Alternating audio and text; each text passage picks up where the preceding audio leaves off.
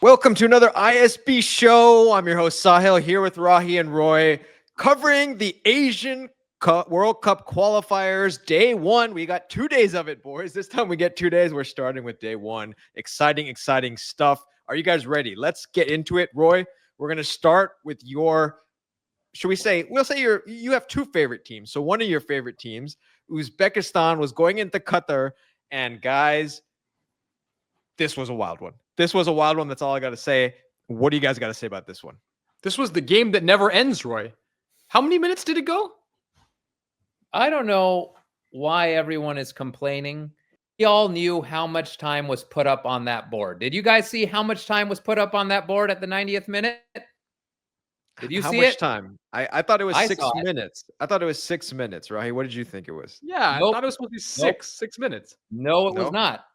The side referee raised the board up, and it says, until Qatar scores. That's how long was added to the end of this game. That was stoppage time. Because when Qatar scores, then we blow the final whistle.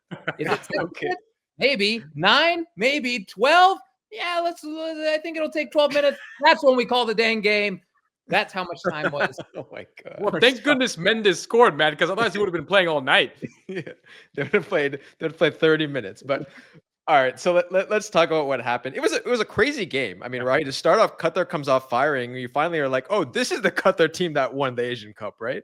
I feel like I've been watching this team for a long time, and there's two players that run the team, and they've run it for the past 40 years, it feels like. It's Afif and Almoez Ali, just the two guys alone. The two of them could be the entire Qatari national team.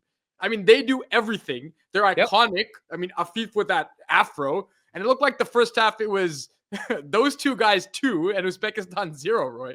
It's exactly the case how it was. But Roy, then the guy who I mentioned the other day, you want to tell me who it is? He woke up the team, and the whole team, Uzbekistan second half, man, your boys came back. Yep. Can we all agree that Faizuliev is the real deal? Yeah. This guy is 21 years old. He was, Young Asian Player of the Year. He's a killer in Moscow. He's an exceptional winger, and he comes out and scores 2 goals against Qatar. And I think he's an unbelievable player, guys. I think he is killing it. I think he's a joy to watch. And it's what makes this team such a pleasure to watch. It's unbelievable the strides Uzbekistan has made over the past 10, 20, 30 years as a soccer nation. This team is must-watch soccer now. It's unbelievable. I mean, that cross outside of the foot, beautiful cross. Ooh. First goal is an easy finish. Sure. The second goal pops up out of nowhere in the box. It's an incredible header. The kid's on fire.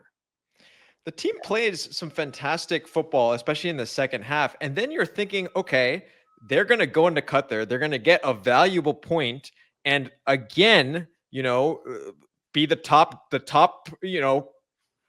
team in the group to potentially get through to the World Cup in that second spot. And then it kind of all fell apart. Yeah, it really felt like this was a big moment for this team. They were going to announce themselves that we are ready to qualify for the World Cup. This would have been a huge result to get this game against what has traditionally been a powerhouse in Asia, Roy. Ultimately, I'm not sure if I'd feel a little bit wrongly done if I were these Beckies in this case. The game was just too long, man. Listen, man, let's be straight about this. This felt like a scam. This felt like a fraudulent refereeing decision that was based on something beyond just what happened during the game. I don't like seeing this. I don't like seeing situations like this where it is double the amount of time that was put up on the board originally. And it just feels unfair. When else did something like this happen? Yeah, it happened. It happened in India. Yeah. Which that was pretty clear to me, guys. That was a pretty clear outside. It went outside the goal line, and nothing. Look, nothing. Indonesia was on the wrong side of something like this, right? As well against Bahrain, right? Yeah. Yep. But I do want to talk a little bit. Okay, so I will say this: there was just to play I'm not saying devil's advocate. I'm just saying a couple of things, right? There was a yellow card VAR review in there. There was a couple injuries. But I get it. Like, could that have been a couple minutes shorter? Probably, right? So there's some questions, right, guys? There's some questions that need to be asked about this. Could have been 5 minutes shorter, boys. It's not a matter of 1 minute or 2 minutes. It could have been 5 minutes shorter, and that would have felt right. It wasn't. They waited till the goal happened. I just don't like it. All of this feels a little bit dirty. I'm not happy about it, but I feel for the Uzbekis, man. I feel for Uzbekistan. They played incredibly well. They played like warriors. That second half was extraordinary. They outshot, outpossessed, outpassed, and outperformed. Yeah. But you have to ask real questions. By far. You have to ask real questions, Roy, about their first half, because they looked like the superior team in the second half. Sure. What happened in that first half, right? Why were you under so much pressure? Sure. And, if you play a better first half, they probably comfortably win this game. They were quite a bit the better team in the second half. Yeah, but they'll get another chance. The Uzbeks will get another chance when the last match of the whole qualifying is when Qatar goes to Uzbekistan, so a chance to win there. So we go from a dramatic game, a crazy dramatic Uzbekistan game, to one that you could like just sleep through essentially, which is the Australia-Saudi Arabia game. Rahi, what do you think about this? Well, to be honest, in the US, it was quite early in the morning, so it wasn't a bad idea to sleep through it. I wish I had. But I would say this was a game, I think, we thought there'd be more fireworks. We thought these were two teams both sort of struggling. And look, they both struggled. Neither looked very good. Australia had some chances, but they were sloppy, giving the ball away, and they were lucky. Saudi Arabia had a late goal disallowed because of offsides. It was one of those passive offsides where disrupting the goalie's view. If you're Australia, you have to be upset that you didn't take your chances, but also upset at the way you performed. And if you're Saudi Arabia, you almost had the immediate effect, Roy, of Hervé Renard. You almost had that signature comeback last-minute victory. I don't know. I'm not impressed with either of these teams. Australia, I hate to be cruel here, but what a pathetic attack. That was so disappointing to watch. There was one play, who was it? Borello at striker. He was one-on-one with the keeper. He decides to pass it.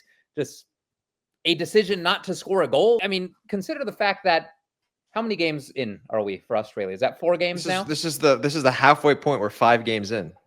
5 games in. How many goals does Australia have, boys, in this entire tournament? Is it 1?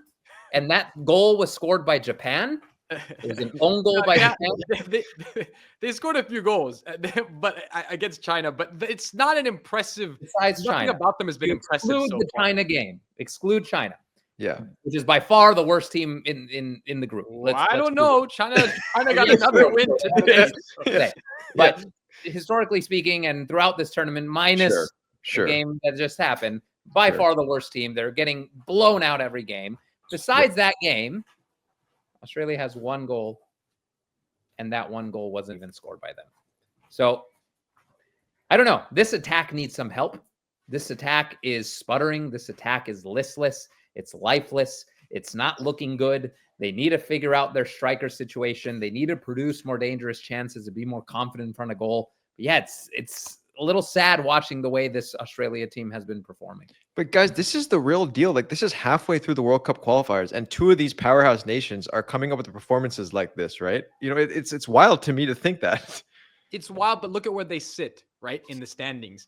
Despite how bad they've been, they're still in decent position. There's been so many weird, strange games in that group. That group is wild. And so there's still very much opportunity for both these teams, for anybody in this group, for Indonesia, for China, to be honest. There's opportunities for these teams to turn it around because this group is wide open. And nobody, aside from the Japanese, who are the class clearly of Asia, no one's taken this second position by no one's exerted any leadership. So no one. It's wide open. Yeah. I don't think it's going to be the Socceroos to exert that leadership anytime soon. I don't see it. Okay, Roy, who's spent time in Australia, is abandoning the country he visited. I feel for Socceroos fans because it kind of reminds me of being a US fan, but worse. It's the good performance has become the outlier. And it's becoming, or I'm sure it always has been, supporting this team is suffering. It's Yeah. expecting so much more, but never getting it. Yeah. And Yeah, that's a fair point. it just reminds me of being a US fan. It's Yeah. really a interesting thing. Well, so look, like now let's switch to a team that is looking World Cup bound, and we haven't really talked about them, and I think it's about time that we do. So we talk about today Iran getting the victory, but it wasn't easy, Rahi. It wasn't an easy win in the end. It should have been. Should have been very easy. A 3-0 lead, and you throw it away with one poor decision, Roy. And that's the thing is, you can look at this as, okay, another victory en route to what likely will be a pretty steady qualification for Iran. On the other hand, you look at it against an opponent that you should beat. You're up 3-0 cruising. And then your defender makes the mistake of pulling someone down when he's the last man. Why do you do that when you're up 3-0? Let him go one-on-one. Even if North Korea scores, it's 3-1. You live to fight another day. And then it was mistake after mistake. Taremi missing a penalty. And it felt like they were falling apart against a team that you are much better than, Roy. Yeah. What a hectic afternoon for Mr. Taremi. Yeah. He was on the absolute star of the game and also the villain of the game, but star in the game in that he had 3 assists. We don't get to see this very often, where there's 3 goals and the same player has an assist on each of those goals. He scored an own goal, so he contributed to 4 goals in this game, even though his team scored 3. Yeah. He earned the penalty, so could have contributed to 5 and scored 1, assisted 3. Well, scored 2, assisted 3, but missed it. What a freaking day. What a 90 minutes for Taremi, the Inter Milan man. Man, he lived a lifetime in one game. Jeez. A lifetime. Seriously. That's 20 games worth of action. And it must have felt harder on that crazy field in Laos where they play the home matches for North Korea. But look, okay, so North Korea, one thing about them is that they've proven that they're not going to be an easy match for anyone. So in the end, I think Iran getting through that. Look, at the end of the day, based on the crazy scenarios that happened in the group, they're firmly atop the group. Yeah, Uzbekistan now behind by a little bit. So Iran's going to make the World Cup. But I think one of the things that they've shown is that they've made a very straightforward match look very tricky. Yeah. Look, either it's a wake-up call or it's alarm bells, right? It's a wake-up call. You got through a tough situation. Never let it happen again. It's a learning moment. Or it's alarm bells and really, are there cracks? Are there cracks in the armor? I'm not sure. At this point, you take it as a win. You take it as we survived a scare. Let's never let this happen again. But there are questions, Roy. There are questions after a game like this. Yep. I think only one good thing came out of this game for Iran. Do you guys know what that one good thing is? 3 points? 3 points. That's it. There's nothing to say about this Iran performance that is positive. I thought they played very poorly against a very poor opposition. Pretty much every team in this group should be able to beat them. But the fact that Iran, a team with the players of the caliber that they have, struggled to such an extent where it was tooth and nail. It was 3-0 though before the red card. Let's give it that. I mean, it's 3-0 before the red card. Shouldn't have had the impact it had. I don't know if that's more a sign of tactical immaturity, that the coach couldn't set up the team after that red card in a way that didn't lead to just giving up possession and leaking goals, or if it's a mentality thing. This is where I've noticed a theme how Roy and I do disagree on one major thing about the impact of red cards. I have a very firmly different idea of Roy. We've had this discussion before, where I think red cards can actually completely change the dynamic of matches, no matter how good you are. And then Roy's basic premise is that you should be better than that if you're a top quality team. Yep. We shall see. Speaking of another top quality team, South Korea. Now, another team that's probably World Cup bound. Rahi, was this a performance was it like the Iran performance where it was, kind of you saw two sides, or was this something where you said, oh, wow, they handled business against a decent squad? No, there's no two sides. Sun is the best player in Asia, right? He's fantastic. Came back, announced himself again, reminded us all, in case we forgot, how good he is. And Korea was straightforward. They were good. But this is an inferior opponent, right? This is not a good team they played against. They got a comfortable victory, and that's what they should do. If you're South Korea playing against Kuwait, you should win easily. And they did. But nothing new. Nothing new learned today, Roy. This has to be done. This is business as usual, and you don't take anything from it. Yeah, it wasn't exactly an exceptional performance from South Korea. It wasn't exactly a overly dominant performance. Yes, they outpossessed, but Kuwait stayed in the game. They were 2-1. Especially after that goal, right? Like after that goal, like it was goal too. Yeah. Why is it I don't know. I feel like every team in Asia has a player that can score incredible goals at crazy, like even when you're losing the game, no chance to win it. The goal is incredible, man. Yep. They do that like even though I felt it was shouldn't have been going on that late in the game, but Qatar's goal in the 149th minute or whatever it was beautiful. It was pretty beautiful upper corner. But yeah, there's so many bangers in this region. It's unbelievable. But yeah, I expect a team like South Korea to beat Kuwait 3-0, 4-0, not have any sort of troubles, maybe get 1 or 2 shots from Kuwait. But it didn't feel like that. It felt a lot closer than it should have. That's my issue with South Korea. In all their matches, there's a moment in the match, and I've seen this a lot, where it's some defensive thing happens or some error happens, and they let teams back into the match in games that they should comfortably win.